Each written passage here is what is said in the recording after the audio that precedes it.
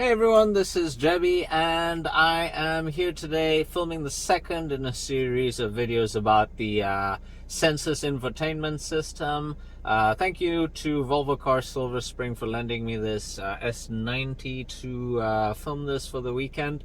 And so I'd like to talk about the vehicle function screen. From your main screen, if you swipe to the right, you'll get to your vehicle function screen over here. And the first thing I'm going to talk about is your essential safety features, your the active systems, which are electronic systems. And basically you have the lane keeping aid over there, your parking assist, which is the beep beep beep, cross traffic alert, which gives you an alert while reversing if somebody crosses your path there. And then you have the BLIS, which is your blind spot information system, and that's an active system. And then you have your collision avoidance system, and all of these systems make up the core of your active safety systems.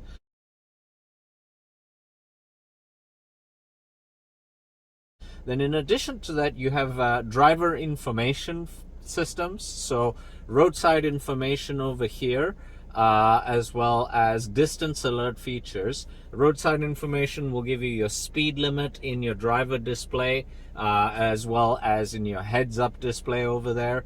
And then the distance alert will give you a symbol that looks just like that in amber in your heads-up display if you are getting too close to a vehicle in front of you. I would recommend that you keep all of those safety features on. Well, at least the essential systems need to be definitely on. The only essential system that I recommend that you keep off, over here you can see it says ESC Sport Mode and then off underneath here. If this is illuminated, it means that your electronic stability control, your traction control is off. And I don't know many Volvo owners who like to drift their cars. I would therefore recommend that you should not have that illuminated over there. Next, I'm going to talk about a few of the vehicle convenience type features, or you have the park in and park out features here, and this is something that you will find if you have the park assist pilot. The car will actually do reverse perpendicular parking as well as parallel parking. It steers the steering wheel and gives you guidance, and you just need to control the brakes. Then you also have over here the auto start stop is a fuel saving feature. When you reach a light or a stop sign, the engine will actually cut out as long as the battery has enough state of charge in it to manage this.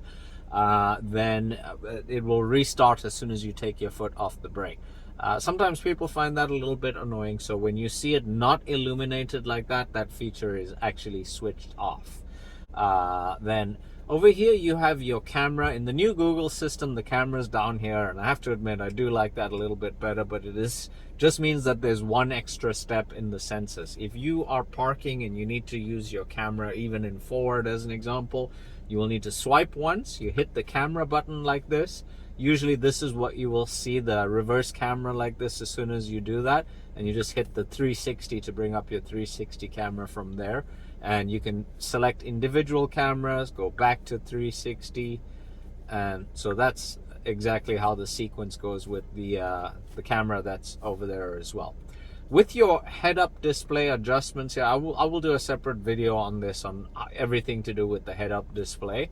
And then down here you have your lights, active bending lights as well as corner illumination, and you can switch those off should you want to do that.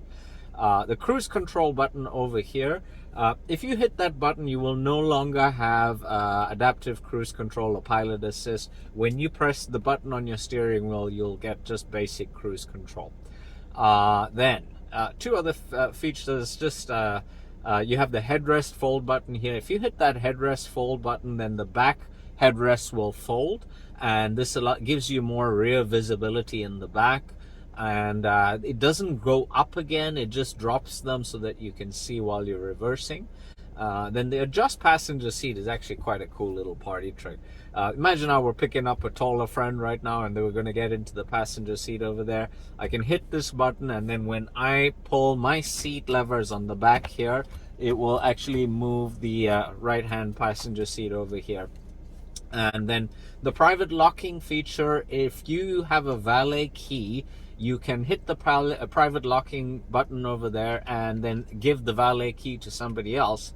And like, let's say we were going to go park in a public garage and it had a valet there, then it would keep your glove compartment as well as your trunk locked, so that you can keep those areas safe even though somebody else has the key for your car. And then you have your wiper service position here. If you switch that on, it brings your wipers to a neutral position so that you can change them out. And then lastly, I'm just going to mention that you have a rear sun curtain over here. This being an S90, there, you know, it's a sedan, and at the back there is a curtain that you can raise and lower. And so it is unique to the S90 over there. That's everything you need to know about the vehicle function screen. Thank you so much for watching. Please hit the like button, the subscribe button, and the share button, and enjoy your Volvo.